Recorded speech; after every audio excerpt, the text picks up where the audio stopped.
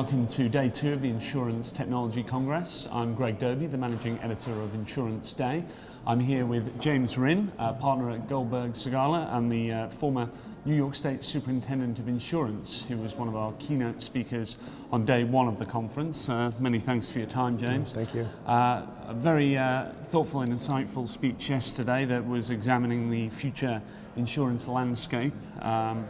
And obviously the pressures that will come to bear on insurers over the next few years.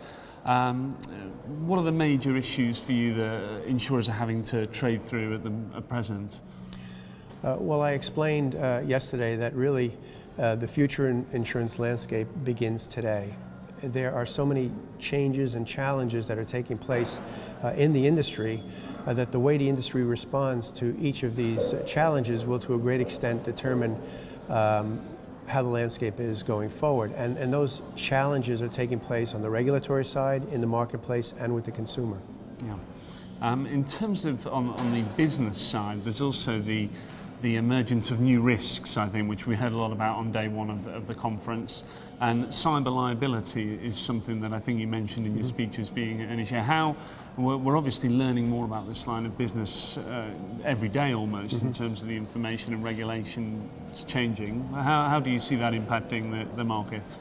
Well, the more there is this reliance on technology, the more the businesses face the threat of data loss and technological mishap. The World Economic Forum rated cyber liability as one of the major risks facing the industry in 2011-2012. And it's very important that this risk is financed. And it's difficult to finance because it's difficult to underwrite. The European Network of Insurance Security Agency came out with a report in June detailing the barriers to cyber insurance, and they said it is difficult to write because you don't have credible data that can be relied upon. It's difficult to figure out what's being insured because technology is advancing so quickly that there are issues there on exactly what is being insured. And then because of the difficulties with underwriting it, it's difficult to obtain reinsurance as well. Absolutely. It's a very challenging market, and we'll no doubt see there seems to be a take-up, not a take-up in products, but interest in the product, and then not a take-up of people then buying the product, I think, for the reasons you outlined. Correct. We're going from insuring tangible objects to intangible, to where we had long histories that could be viewed for pricing the risk, to situations where we don't have that data to rely upon. It makes underwriting that much more challenging. Absolutely. Obviously, one of the key themes of the Insurance Technology Congress has been almost a progress report on the London market's modernisation efforts. There's certainly been renewed momentum in that area over the past year. How does this tie in with modernisation efforts taking place elsewhere in the world, outside of the London market?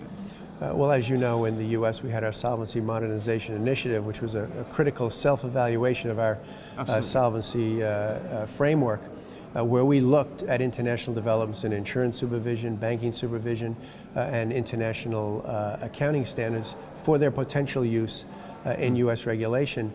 We did a lot over a very short period of time with respect to group supervision with the insurance holding company system, Regulatory Act and Model Reg, enhancing our use of supervisory colleges.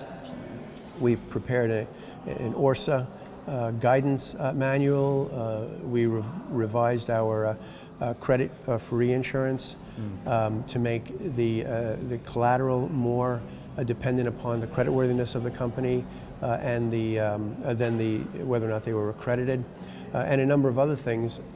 One recent development that I find is very promising is the EU-US dialogue project, where we're looking critically at both systems, both what's being proposed with Solvency II and our system, to see where we have some similarities, to see where there are some differences, and to see where we might be able to come up and adopt best practices from each side in an effort to promote business, to better protect the consumer, and to have a more effective supervisory regime.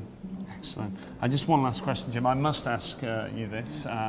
Obviously, it was an initiative that you were involved in one of your previous roles. Any further news of the New York Insurance Exchange? I think you touched on it very briefly in your speech yesterday. And what's the latest you can tell us on that? It's basically status quo. Yeah. We've had a change of administrations, and the new administration has done a tremendous job addressing certain issues that had to be immediately addressed, such as a $9 billion budget deficit, a legislature that didn't necessarily work in sync with the executive branch in the past, and a host of other things. So we'll see as time goes on, what their initiative is, or what their thoughts are with respect to that initiative.